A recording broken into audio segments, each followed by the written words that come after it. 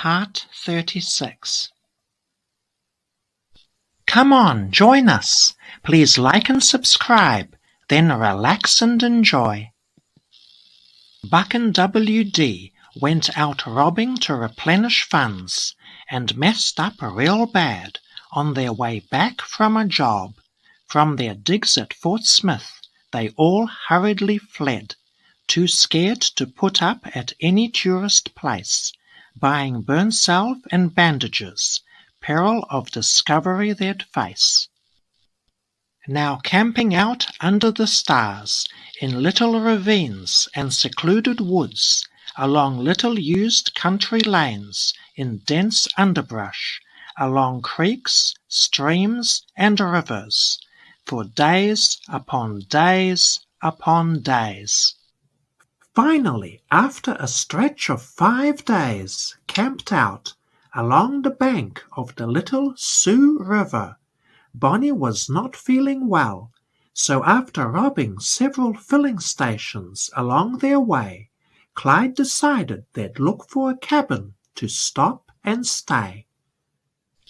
At the Red Crown Tavern, filling station and tourist court in Platt City, Missouri, that July they stopped to rest and chose 2 cabins they thought were best, but arousing suspicion in the second night the Laws moved in, was almost their Alamo, but the Barrow gang escaped again.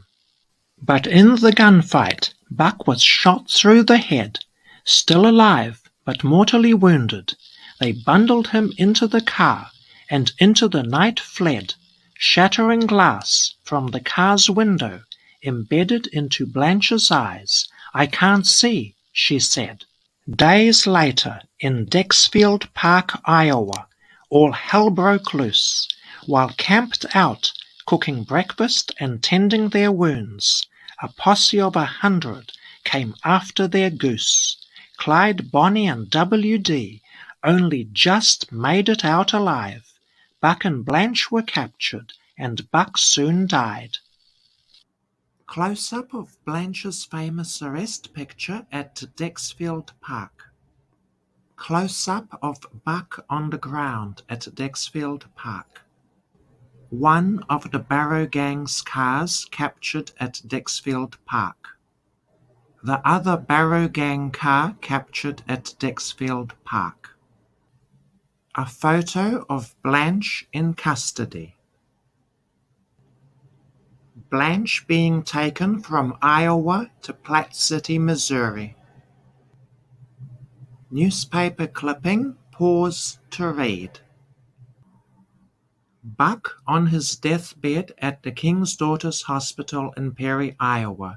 His mother Kimi, sister Marie, brother L.C., Bonnie's mother Emma Parker, and Bonnie's sister Billy all came to visit him in hospital.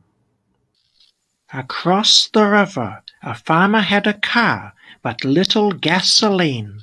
Got the engine running, then poured in some kerosene. That engine sure wasn't running too clean. But at least Clyde, Bonnie, and W.D. now had a ride, and they got away from Dexfield, out the other side. The posse ambush on Bonnie and Clyde at Dexfield Park, Iowa, and how they got away. Another newspaper clipping. Pause to read. By now W.D. had had enough, and wanted to go clean. He'd finally realized that Clyde was stubborn and thought that staying was suicide, so to get away he sought. Soon he gave them the slip in another machine, and with them he was never again seen. End of Part 36. Come on, hit that like button and subscribe to this channel if you haven't already. The next part is coming soon.